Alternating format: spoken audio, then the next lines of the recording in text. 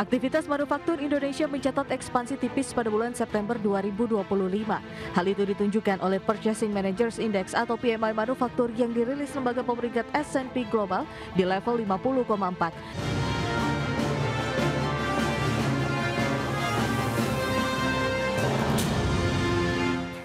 Ya, pemirsa, lembaga pemeringkat S&P Global mencatat Purchasing Managers Index Manufaktur Indonesia di level 50,4 pada bulan September lalu, di mana level tersebut turun dibandingkan dengan posisi Agustus 2025 yang berada di level 51,5 poin. Aktivitas manufaktur Indonesia mencatat ekspansi tipis pada bulan September 2025. Hal itu ditunjukkan oleh Purchasing Managers Index atau PMI manufaktur yang dirilis lembaga pemeringkat S&P Global di level 50,4.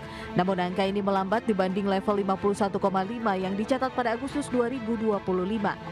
Berdasarkan laporan terbaru S&P Global, penurunan PMI manufaktur Indonesia secara bulanan ini dipengaruhi oleh melemahnya output produksi yang tercatat turun untuk pertama kalinya dalam 3 bulan terakhir. Padahal pada Agustus lalu, sektor manufaktur sempat mencatat ekspansi solid. Namun saat ini permintaan pesanan barang baru masih bertahan positif sehingga memberi sedikit dorongan pada aktivitas industri. Meski produksi melemah, sektor ketenagakerjaan menunjukkan perbaikan, di mana laporan PMI mencatat bahwa tingkat lapangan kerja naik ke posisi tertinggi dalam 4 bulan terakhir. Hal ini mencerminkan optimisme perusahaan terhadap prospek bisnis dan kebutuhan tenaga kerja jangka panjang. Berbagai sumber IDX Channel. Ya, pemirsa, untuk membahas tema kita kali ini, waspadai dampak perlambatan aktivitas manufaktur di bulan September 2025. Kita sudah tersambung melalui Zoom bersama dengan Bapak Bob Azam, Ketua Bidang Ketenagakerjaan Asosiasi Pengusaha Indonesia Apindo. Kemudian sudah bergabung juga Profesor Telisa Aulia Valianti, Ekonom Fakultas Ekonomi dan Bisnis Universitas Indonesia. Langsung saja kita sapa ini. Ya, halo Prof. Telisa, apa kabar? Ya, baik. Terima kasih Mas Pras dan seluruh pemirsa IDX dan Pak Bob juga. Baik, terima kasih atas waktu yang disempatkan. Pak Bob, apa kabar Pak Bob? Selamat pagi, Terima Prof. kasih. Telisa juga, selamat pagi. Baik, terima kasih atas waktu yang disempatkan. Pak Bob, sebelum membahas lebih jauh, mungkin bisa diupdate terlebih dahulu nih, bagaimana dari sudut pandang pelaku usaha ya, terkait dengan data yang sudah dirilis begitu. Sektor manufaktur kita di bulan September memang ada perlambatan dibandingkan Agustus, meskipun masih berada di level ekspansi untuk PMI manufaktur kita nih Pak Bob. Bagaimana Anda melihatnya? Ya, kita melihat bahwa sebenarnya kita nggak surprise ya. Bahkan kita khawatir sebenarnya masuk ke zona kontraksi ya. Oke. Karena kuartal ketiga ini kita hampir nggak ada sentimen positif ya. Untuk tetap mempertahankan PMI ini ada di zona ekspansi. Baik ke ekspor maupun juga dalam negeri ya.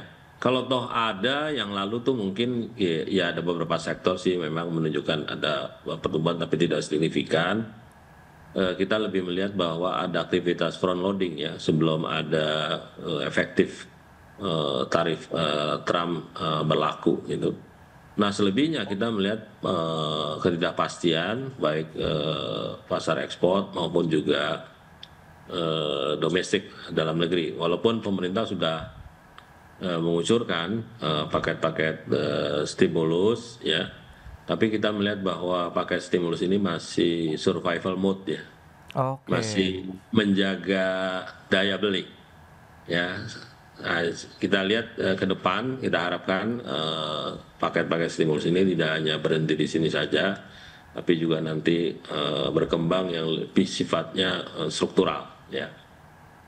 Kira-kira demikian. Itu dia ya, analisis yang menarik begitu. Front-loading, kemudian ada stimulus meskipun hanya disampaikan survival mode saja begitu. Nah, Prof. Telisa, Anda melihat bagaimana begitu PMI manufaktur kita begitu di bulan September ada sedikit perlambatan, tapi ternyata dari pelaku usaha sendiri pun nampaknya masih melihat stagnasi di sana begitu. Kalau kita lihat meskipun tadi banjir stimulus, tapi lebih kepada untuk menjaga daya beli masyarakat yang tidak turun lagi begitu, Prof. Ya, kalau saya melihat dari pola data ya, Hmm, saya melihat pola data PMI itu di bulan September itu biasanya bagaimana. Jadi beberapa periode memang kadang-kadang September itu ada penurunan, jadi setiap tahunnya. Jadi oke. saya bandingkan dengan tahun-tahun sebelumnya, melihat pola perilakunya memang kadang September itu turun, nanti Oktober ada kenaikan lagi. Walaupun tidak mesti selalu begitu ya, tentunya tergantung faktor-faktor environment yang ada pada saat itu seperti apa lingkungannya, tadi masalah stimulus, masalah demand masyarakat dan seterusnya. Tapi memang ada beberapa tahun yang sering kita lihat pola September itu memang agak declining, ada penurunan. Tadi mungkin Hmm, terkait perilaku front loading dan lain sebagainya dan ekspektasi mengenai permintaan ke depan. Karena kan produksi manufaktur itu akan sangat ditentukan oleh ekspektasi mengenai permintaan ke depan. Kalau misalkan permintaan ke depannya diperkirakan meningkat ya kita genjot produksi.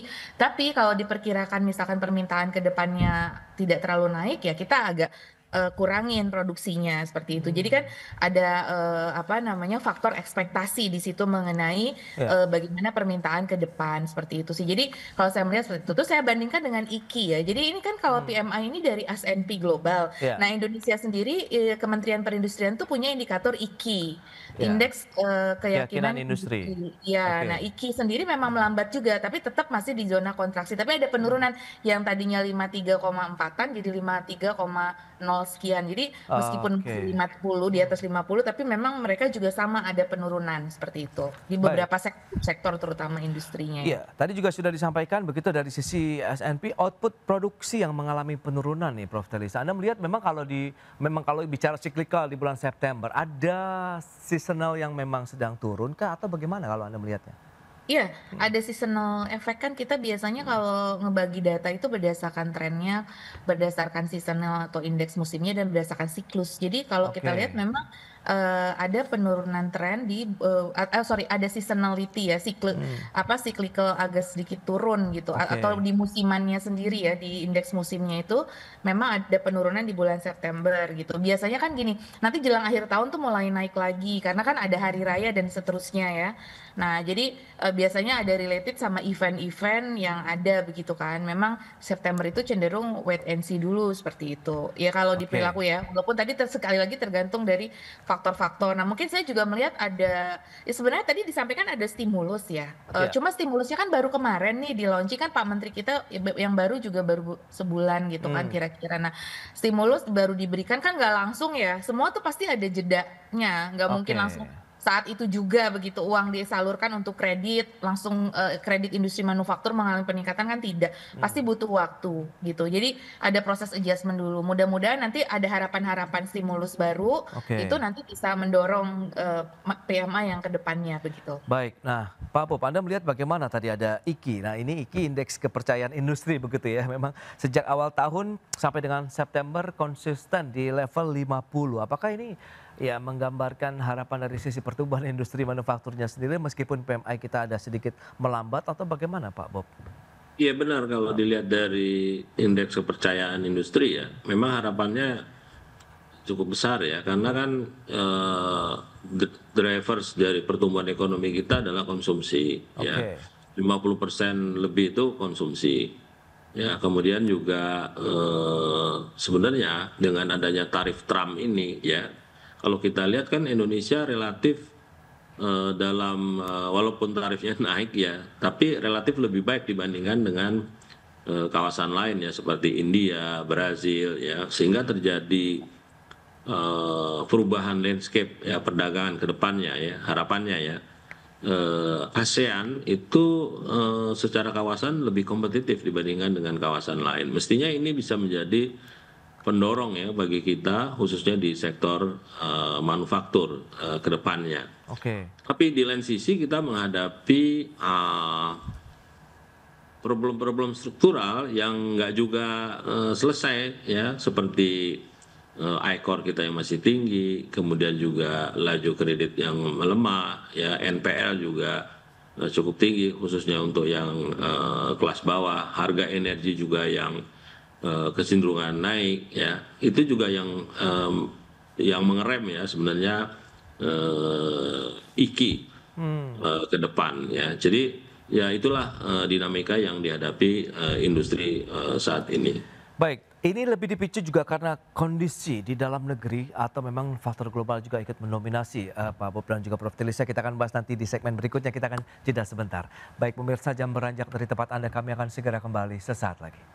Ya, Anda masih menyaksikan Market Review pemirsa. Berikut ini kami sampaikan data untuk Anda terkait dengan PMI Manufaktur Indonesia. Kita akan cermati sejauh mana sih pergerakan dan trennya begitu dari bulan Januari sampai dengan September 2025. Ya, seperti yang bisa Anda saksikan memang sempat berada di level ekspansi Januari, Februari, Maret, kemudian turun ataupun mengalami kontraksi pada bulan April, Mei, Juni. Kemudian sempat ada kenaikan lagi di bulan Juli 49,2 meskipun masih berada di level kontraksi. Tapi di bulan Agustus kita lihat sudah mulai kembali lagi rebound, dalam artian mengalami kenaikan sampai dengan level ekspansinya 51,5 poin. Tapi sayangnya di bulan September meskipun masih berada di level ekspansi tapi ada cenderung turun kembali menjadi 50,4 data dari S&P Global begitu ya. Dan bagaimana dengan indeks kepercayaan industri atau IKI yang tadi sempat sudah kita singgung bersama dengan Prof. Tilisa dan Pak Bob. Ini dia trennya seperti apa untuk IKI di tahun 2025, masih berada di level optimis sebenarnya kalau kita lihat di atas 50 poin dan terakhir di bulan September 53,02 dan ini ada penurunan juga dibandingkan dengan Agustus dari 53,55 menjadi 53,02, berarti bisa dikatakan mematahkan tren kenaikan ya dari Juni, Juli, Agustus. Kemudian di bulan September ada penurunan. Itu dia beberapa data yang sudah kita sampaikan. Selanjutnya bagaimana dengan kontribusi sektor manufakturnya. Nah ini dia terhadap PDB kita. Dari kuartal kedua di tahun 2021 sampai dengan kuartal 2 tahun 2025. Sempat tertinggi 19,29%, kemudian turun di kuartal 2 tahun 2022, tapi trennya naik terus sampai dengan kuartal kedua tahun 2025 ini mencapai 18,67% kontribusi sektor manufaktur terhadap PDB nasional. Baik, kita akan lanjutkan kembali perbincangan bersama dengan Profesor Tilisa Valianti dan juga Bapak Bob Azam. Baik, itu dia dengan beberapa data tadi yang sudah disampaikan. Lantas seberapa optimis Pak Bob Anda melihat begitu untuk sektor manufaktur kita paling tidak sampai dengan akhir tahun meskipun PMI manufaktur masih ekspansi, kemudian indeks kepercayaan industrinya juga masih optimis, tapi Anda melihat tantangan struktural ini nampaknya yang masih menggelayuti sektor manufaktur kita begitu Pak Bob. Ya, sekali lagi kita lihat seberapa ya kita bisa memitigasi ya Trump 2.0 ini ya dengan memanfaatkan peluang karena tarif kita lebih rendah dibandingkan kawasan lain, tapi di lain sisi mungkin permintaan akan menurun ya. Jadi memang ada shifting ekspor dari negara-negara lain ke kawasan ASEAN. Nah, kemudian tapi juga nanti akan diimbangi dengan penurunan permintaan. Itu kira-kira yang akan kita hadapi ke depan. Nah, sedangkan dalam negeri ini kita masih berharap ada kelanjutan dari stimulus yang diberikan pemerintah, yaitu stimulus untuk memperkuat demand ya. Memang pemerintah sekarang sudah memberikan banyak bantuan-bantuan sosial ya, dan sudah mulai masuk ke kelas menengah ya, kelas pekerja dengan meningkatkan PTKP ya, yang dulunya di sektor padat karya sekarang sudah expand ke sektor industri pariwisata. Nah, kita berharap stimulus itu nanti bisa diberikan kepada kelas menengah terutama yang biasanya mengkonsumsi barang-barang yang menciptakan multiplier effect ya, seperti perumahan, kemudian alat transportasi dan lain sebagainya. Nah, sekarang masih kita lihat stimulus untuk menjaga supaya konsumsi mereka tidak akan lebih rendah lagi. Nah, sebenarnya yang kita harapkan ke depan supaya ekonomi kita bisa berjalan dengan lebih cepat lagi, adanya insentif-insentif yang lebih agresif ya, apalagi dengan Menteri Keuangan yang baru ya. Kita berharap nanti bisa dilakukan penelitian ya oleh pemerintah, sektor-sektor apa yang kalau diberikan stimulus dia akan menciptakan tidak hanya pertumbuhan industri tapi juga multiplier effect yang pada akhirnya justru akan meningkatkan revenue pemerintah. Sekarang kan pemerintah rada khawatir ya memberikan stimulus karena di sisi fiskal juga penerimaan tertekan ya. Nah, sebenarnya dengan adanya penelitian ini dua-duanya bisa terselesaikan dengan baik ya. Yang satu bisa diciptakan stimulus sehingga industri bisa bergerak, tapi di lain sisi dengan bergeraknya industri bisa memberikan income kepada pemerintah sehingga bisa menolong dari sisi fiskal ya pemerintah. Nah, kita harus lihat bidang-bidang apa saja dan berapa waktu yang dibutuhkan untuk recovery revenue-nya ke pemerintah. Nah, ini yang menurut saya yang belum dilakukan, dan kita berharap dengan adanya sinergi dunia usaha dan pemerintah segera ini bisa ditetapkan sektor-sektor prioritas ya untuk mendorong ekonomi kita ke depan. Jadi yang dibutuhkan dunia industri sekarang adalah sentimen positif. Oke, ya. Baik. Sentimen positif. Prof. Telisa, Anda melihat bagaimana dengan upaya pemerintah untuk membangun sentimen positif tadi terhadap dunia usaha, bagaimana membangun kepercayaan terhadap investor begitu untuk bisa menanamkan investasi mereka di Indonesia dengan beragam kebijakan tadi, stimulus, kemudian memang membutuhkan waktu, tapi kan ini sudah on the track kah begitu, sudah dalam track yang benar atau bagaimana, Prof? Atau memang perlu ada ramuan baru begitu misalnya? Ya. Sepertinya sih kalau menurut saya sudah on track, cuman tinggal implementasi di lapangan dan niat usaha kita yang betul-betul pengawasannya. Jadi saya suka sekali ya salah satu gebrakan yang dilakukan itu langsung pengawasan-pengawasan begitu loh, sidak-sidak gitu. Jadi implementasi, karena secara desain sebetulnya kan insentif pajak itu sudah diberikan. Kemudian deregulasi perizinan dengan adanya PP baru terkait dengan SLA pemerintah harus seperti ini. Banyak kan masukan dari dunia usaha juga lewat asosiasi ke pemerintah nih, harus deregulasi seperti ini agar iklim investasi kita tuh kompetitif. Karena tadi saya setuju sekali dengan Pak Bob bahwa kita kan daya saing tarif ini harus betul-betul ya, dengan adanya tarif ini kita harus makin menggenjot daya saing kita gitu. Apa competitiveness kita dibandingkan negara tetangga, Thailand, Vietnam. Thailand tuh tadi PMI-nya naik, satu-satunya yang naik ya. Kalau Vietnam itu juga masih turun seperti kita sedikit, tapi juga dia masih di zona ekspansi. Jadi pesaing kita yang utama kan Thailand, Vietnam, Malaysia. Itu kan ya di kawasan ya untuk menarik investasi. Nah, tentu kita harus berlomba gitu untuk mempercantik diri kita. Nah, apa? Tadi menurunkan biaya logistik dan lain-lain. Itu sudah on the track. Terus kemudian contoh kemarin industri tembakau ya.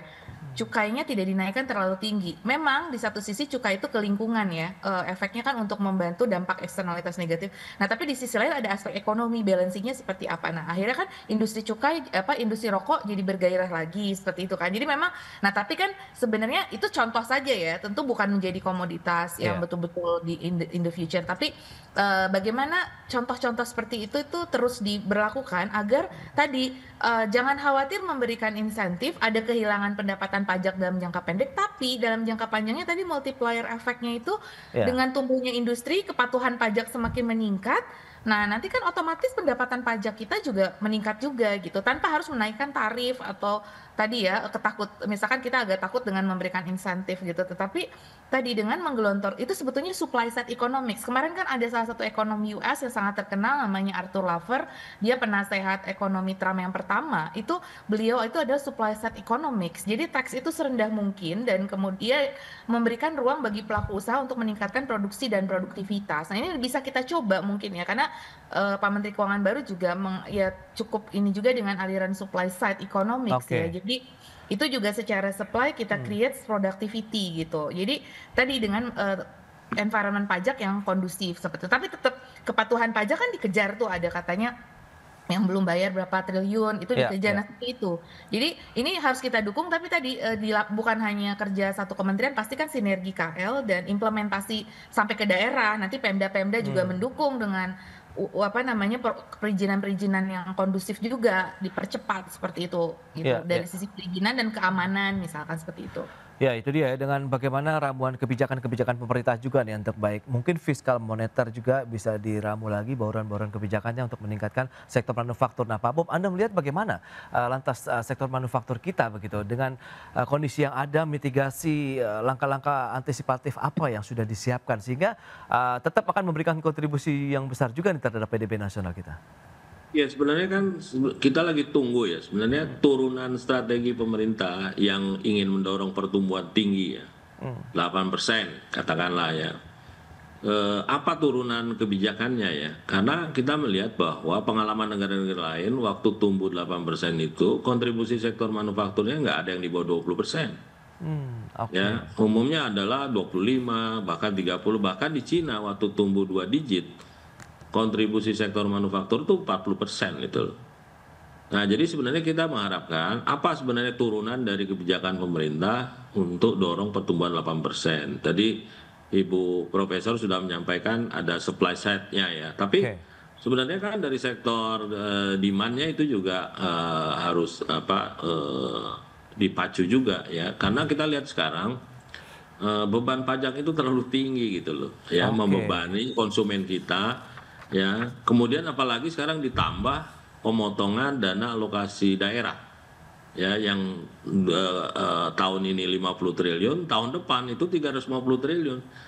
Ya itu kan akan menyebabkan daerah mata gelap meningkatkan pajak retribusi yang justru akan berdampak terhadap daya beli masyarakat. Ini harus diselesaikan juga. Saya tanya juga ke pemerintah kan, kenapa sih dipotong? Habis kalau duitnya dialokasi daerah disimpan di bank katanya, ya kan? Oke. Nah, jadi menurut saya ini diselesaikan, tapi tidak dengan cara melakukan pemotongan alokasi daerah yang membuat daerah mata gelap. Tapi intinya daya beli konsumennya harus ditingkatkan, ya karena jangan pemerintah aja yang di leverage ya. Sekarang kan kita lihat bahwa pemerintah juga misalnya defisit 3%, lebih dari 3%, why not kalau pemerintah ya.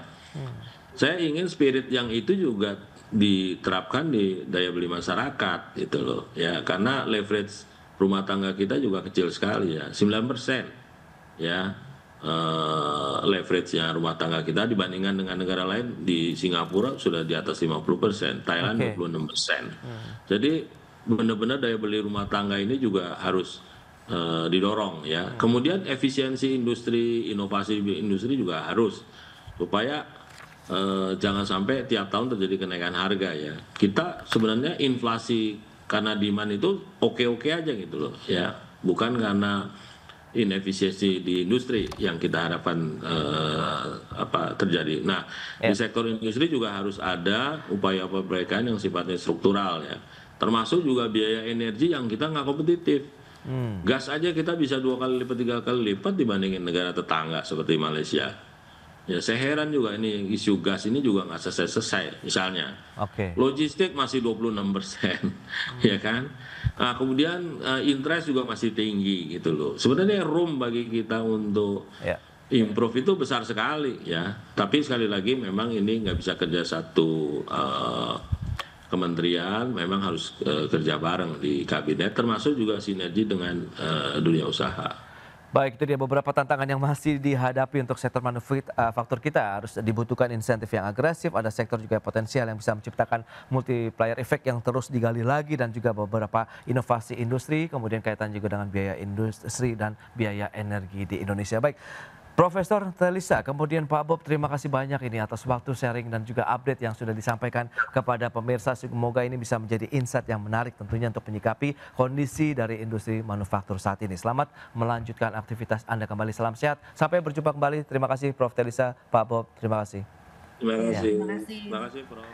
Baik pemirsa, 1 jam sudah saya menemani Anda dalam Market Review. Perbaharui terus informasi Anda hanya di IDX Channel, your trustworthy and comprehensive investment reference. Karena urusan masa depan harus terdepan, aku investor saham. Ya, saya Prasetyo Wibowo beserta seluruh kerabat kerja yang bertugas pamit undur diri. Terima kasih, sampai jumpa.